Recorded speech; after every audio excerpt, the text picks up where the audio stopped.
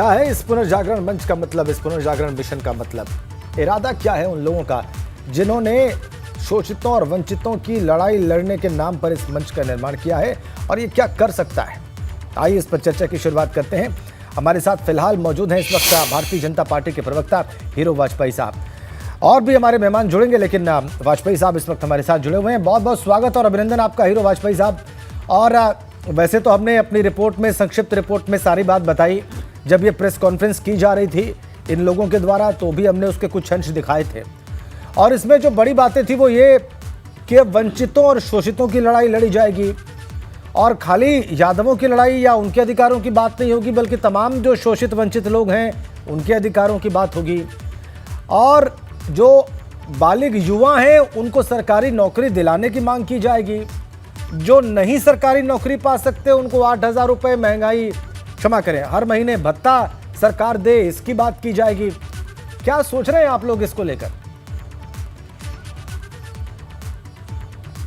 देखिए, एक सीधी सरल बात है राजेंद्र जी कि ये जो पहले परिवार बटा था, दो पार्टियों में बटा था, अब ये खेमों में बंटने लगा है। धीरे धीरे जो लोग सपा से उधर थे, जो अखिलेश के नेतृत्व में नहीं थे, उनके लिए एक अलग तरह का मोर्चा बन गया, और धीरे धीरे समाज में जो इस परिवार की जो एक पृष्ठभूमि थी वो धीरे धीरे धूमिल होती जा रही।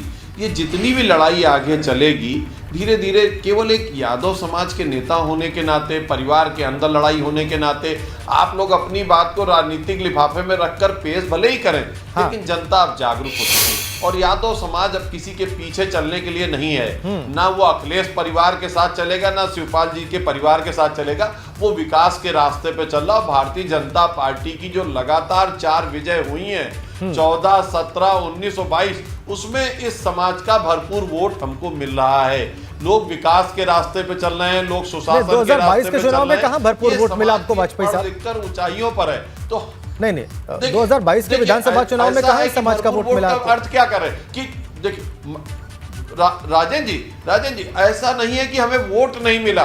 केवल वोट जो आप मानते हैं कि जो अखिलेश ले गए, उसके अलावा जो वोट हमारे पास ही है। और इस समाज की जो लड़ाई लड़ने जो अखिलेश वोट ले गए वो बहुत बड़ा, विकास का रास्ता भारतीय जनता पार्टी के, इतना बड़ा चंक है वो कि उसके बाद जो बचा राजनीति में वो नगण्य है। ऐसे तो हर समाज का वोट या उसका कुछ हिस्सा किसी न किसी दल को मिलता ही है, मिलता ही, बिल्कुल आप क्या सही। लेकिन जो ये सब हो रहा है, इससे समाज भी जान रहा है, यादव समाज भी जान रहा है कि देश का प्रधानमंत्री ना अखिलेश बन सकते हैं, ना ही शिवपाल जी बन सकते हैं।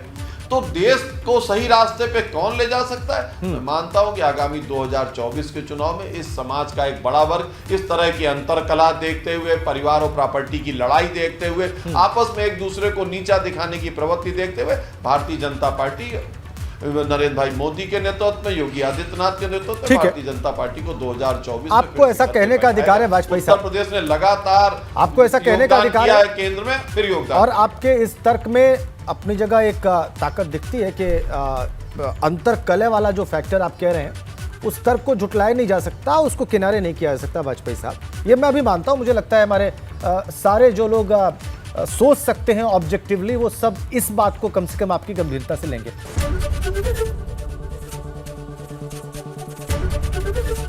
एबीपी गंगा, खबर आपकी, जुबान आपकी।